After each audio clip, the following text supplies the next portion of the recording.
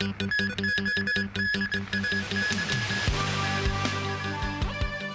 city's property prices fell 15% last year after rising for over a decade. Cross-border schooling to resume soon. Labour Department presses charges against 3 companies in connection with Mirror concert accident.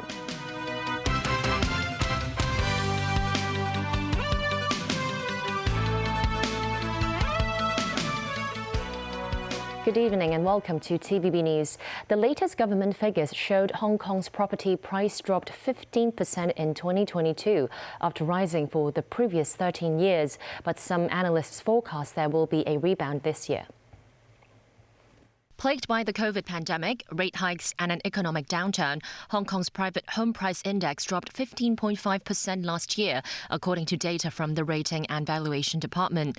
This marks the biggest fall since 1998, which also put a stop on a 13-year rising trend in the city's home prices.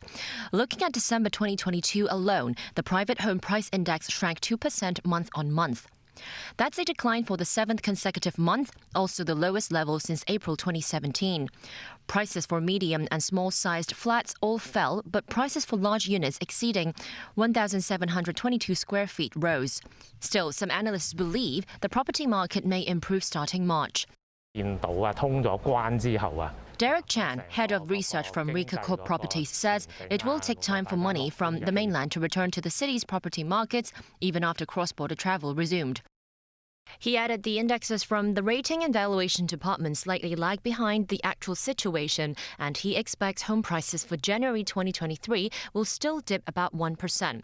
Chan said February will be the consolidation period and expects home prices to edge up in March. Chan expects home prices for the entire 2023 will rise about 10 to 12%. Meanwhile, the city's rental index in the private property market ended its downward trend. The index rose 0.2% month-on-month in December, though it still marks a 3.7% drop year-on-year. Analysts believe as the city's economy is picking up, together with a rising number of tourists and enterprises returning to Hong Kong, there will be support for the rental market in the city. The Education Bureau expects that cross-border students living on the mainland will be able to attend in-person classes in Hong Kong in phases starting next month. Secondary school students will be allowed to return to the city from mid-February, but primary school and kindergarten pupils will have to wait until late February. Christy Khan reports. The Education Bureau had earlier said about 21,000 cross-border students living in the mainland could return to Hong Kong to attend in-person classes on February 1st at the earliest. But the plan has been slightly postponed. The Bureau said the SAR government has been holding discussions with mainland authorities to streamline cross-border arrangements for the students, including both the transport and testing areas. The latest development is that they will have to wait until at least mid-February instead. This cross-border student says she is disappointed about the delay, and she hopes the government can reopen more border checkpoints, such as the Lowell Control Point, which is closer to her home. Lawmaker Chu Kwok-keung, who is from the education sector, says the postponement has disappointed a lot of parents as well. He said the authorities should allow cross-border students to take rapid antigen tests instead, saying the PCR testing arrangements is not practical. This as many PCR testing centers in Shenzhen have ceased operations. Meanwhile, a cross-border school bus operator is worried that they will not be able to resume school bus services by mid-February, citing the difficulty in recruiting staff during the Lunar New Year period. Furthermore, he hopes the drivers and bus nannies could be exempted from conducting PCR tests and the need to reserve quotas for crossing the border. Christy Khan, TVB News. Hong Kong's daily COVID caseload remains below the 3,000 mark for the 5th consecutive day, with 2,335 new infections reported today. 45 cases were imported. 22 more patients have died. Meanwhile, Government Health Advisor Professor Lau Yulong said the government can consider relaxing more anti-COVID measures from mid-February if the pandemic situation stabilizes in the coming 2 weeks. He suggested the PCR testing requirement for people traveling between Hong Kong and the mainland can be replaced with rapid antigen tests or completely scrapped. He added the daily testing arrangement for students can be dropped 2 to 3 weeks later, and the mask mandate can be removed in phases from mid-February. However, he advised people to wear face masks if they visit high-risk places such as hospitals and clinics. The Labour Department has filed 15 prosecutions against 3 companies in connection to the Mirror concert accident when a giant screen fell and injured 2 people. The 3 companies include the main concert contractor Engineering Impact, the subcontractor Hip Hing Lung Stage Engineering Company, and Studio Dance, which hired dancers. They are suspected of violating the Occupational Safety and Health Ordinance and the Employees' Compensation Ordinance. A total of 15 charges are filed against the companies, one of which is the failure to provide employees with safe working equipment. The first hearing of the case is scheduled at Kowloon City Magistrates Courts on March 27th. Starting next Wednesday, cannabidiol, which is commonly called CBD, will be classified as a dangerous drug, meaning it will be illegal to manufacture, sell, trade and possess any CBD products. Mimosa Ngai tells us more. Nowadays, CBD products come in many shapes and forms, such as pain relief ointments, cold-pressed oil, and gummies. While CBD is a chemical derived from the cannabis plants, Customs said the chemical is inseparable from THC, the infamous compound that causes people to experience a high. From next Wednesday, Hong Kong will add CBD to the Dangerous Drugs Ordinance, meaning it will be treated as a serious drug, just like cocaine and heroin. Customs reminded residents to check product packaging before purchasing to see whether those products contain CBD. Residents should look out for products with labels showing words like cannabidiol, CBD, and hemp. If not, they will have the zigzag leaf symbol. The department is also planning to educate school children on the harmful effects of CBD. I think we will take first step later when, for example, in school, or to educate them that CBD is being, included in the Dangerous Drugs Ordinance, and to raise up their awareness for such change. But in countries such as Canada, Australia, and Thailand, CBD products are legal. So how would tourists be able to know about the new ordinance in the cities? One of the ways is through airlines. We have some API, we call it some videos or some leaflets that place it in the airplane, so that to tell them, CBD in Hong Kong is prohibited. On the prosecution issue, Chen said the authorities will handle enforcement on a case-by-case basis. Each single case is unique, individual. We will seek legal advice from the Department of Justice and to determine whether we defer the action or not. But whether we take the prosecution depends on the sufficiency of the evidence. The Customs and Excise Department said if residents have bought any CBD products or have seen any suspicious activities relating to CBD, they should report them to the authorities by calling the 24-hour hotline or writing to the department's crime reporting email. Under the new law, possessing or consuming CBD products will lead to up to a 7-year prison sentence and a $1 million fine. Those who produce and transport those products will be subjected a maximum sentence of life imprisonment and a $5 million fine. Mimosa Ngai, TVB News. U.S. President Joe Biden announced on Thursday a 2-year extension of deferred and forced departure for Hong Kong residents program. Mainland authorities have criticized the move as hurting Hong Kong's stability. The Washington extension aims to provide Hong Kongers who fear about returning to Hong Kong with temporary safe haven in the U.S. The program was first introduced in August 2021, allowing eligible Hong Kongers to stay in the U.S. temporarily and apply for work permit. The Chinese embassy in the U.S. criticized that Washington's move has harmed Hong Kong's stability, saying that the U.S. should stop interfering with the city's internal affairs.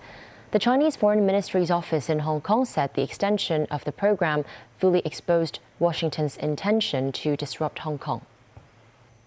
In Guam, the U.S. Marine Corps opened its new base on Thursday. The base will host about 4,000 troops currently stationed in Okinawa, Japan. The personnel transfer will begin in 2024. The $8 billion construction project was partly funded by Japan, which put up $3 billion towards it. The U.S. Marines Guam transfer is based on a 2006 realignment plan between the U.S. and Japan, which is intended to reduce Okinawa's base hosting burdens. The Pentagon has redirected its forces to counter China, which Washington deems as a growing threat to U.S. security. After the U.S. and Germany pledged tanks to Kyiv in its fight against Moscow's invasion, Russia pounded Ukraine with missiles and drones, killing at least 11 people across the country. Canada is the latest country to send Ukraine battle tanks. Tracy Furness reports. Air raid alarms sounded across Ukraine on Thursday as people headed to work. In the capital Kiev, crowds took cover in underground metro stations. Russia pounded Ukraine with missiles and drones in waves of attacks, killing at least 11 people, damaging dozens of buildings and energy facilities in an array of regions. In the capital, a 55-year-old man was killed and others wounded as Russia targeted energy facilities aimed at depriving Ukrainians of light and heating. Sergei, a worker in a nearby plant, said the blast hit in waves. He and others were behind a truck, so had some protection. 6 workers in an open space were wounded and 1 killed. In a town 25 kilometers southwest of Kiev, the 67-year-old woman lost her home. This is such a tragedy. I am left without anything. This is such a disaster. Everything is destroyed. I heard a roar, then an extremely loud strike that made me jump up. I was in the bedroom on the other side of the house from the strike. Ukrainian President Volodymyr Zelensky, in his daily address, defended his request for more weapons. Every Russian missile against our cities, every Iranian drone which terrorists use, are arguments for why more weapons are needed. Only weapons neutralize terrorists. Meanwhile, Canada's defense minister announced that the country will send 4 of its Leopard 2 tanks to Ukraine. That Canada will supply Ukraine with 4 Leopard 2 main battle tanks in the coming weeks. This donation, combined with the contributions of allies and partners, will significantly help the armed forces of Ukraine as they fight heroically to defend their nation's freedom and sovereignty.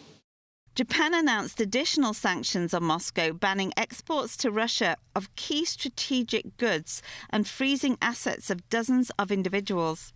Japan will prohibit Russia-bound shipments of goods that can be used to enhance military capability, including semiconductor equipment and components, robots, power generators, explosives and vaccines. Tracy Furness, TVB News.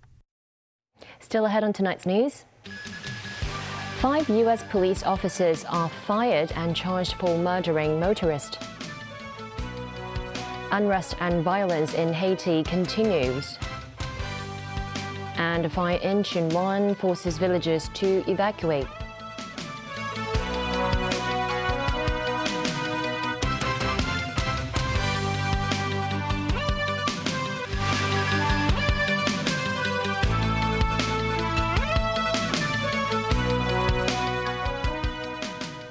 Welcome back to TVB News. In the U.S., 5 police officers in Memphis have been fired in relation to an arrest that led to a motorist's death.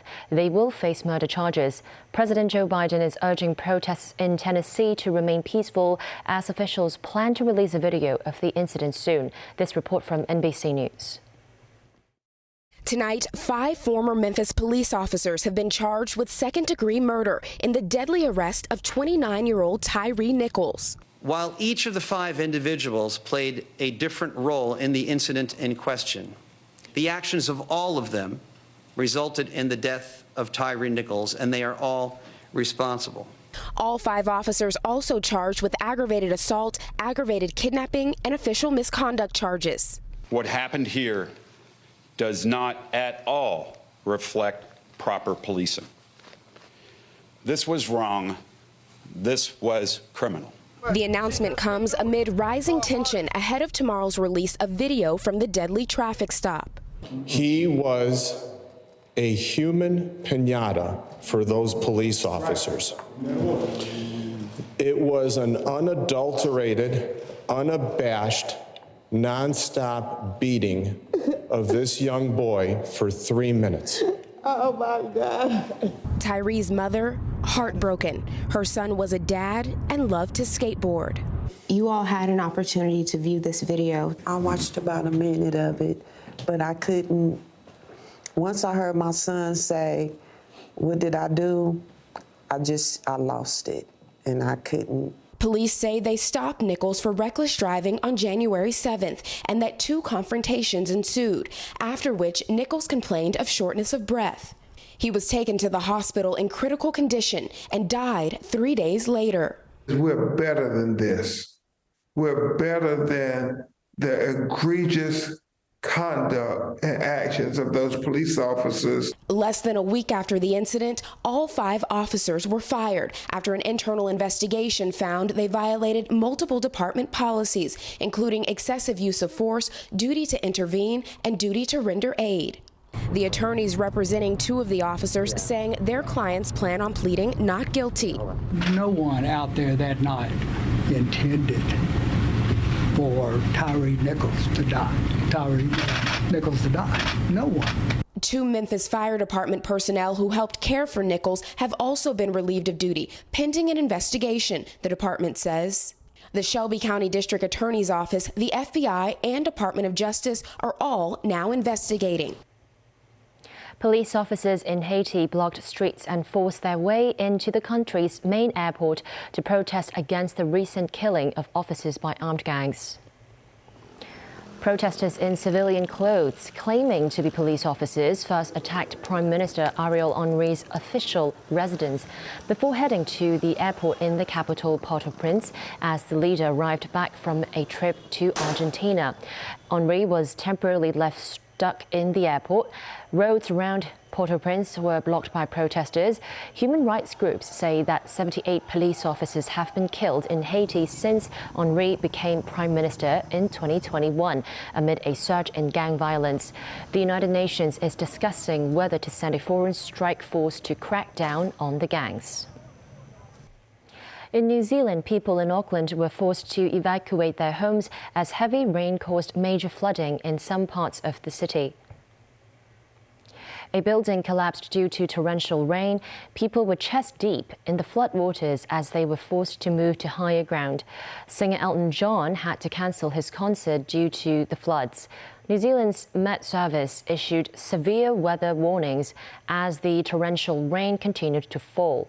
Local police urged motorists to take care on the roads as there were some landslides reported. Back locally, a fire broke out in Wang Lung Chun in Chun Wan at around 4 a.m., which burnt 3 metal huts. Some 70 villagers were evacuated while 2 men were rushed to the hospital due to smoke inhalation. The blaze initially broke out in one of the metal huts in the early hours of Friday.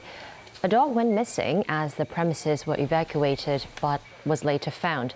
The fire was put out within 3 hours. An investigation into the blaze is underway. Authorities called on residents to be cautious about fire safety, especially during the dry winter weather. Many people lined up outside immigration branch offices across the city to renew their passports as international travel has resumed. Most of the online reservations are full. Dozens lined up at this office in Tsim Sha Tsui with a queue stretching along the streets. A lot of them did not make prior reservations. The online reservation system shows that 7 of the 8 branches under the Immigration Department are fully booked until the 24th of next month. And that's the news. Thanks for watching.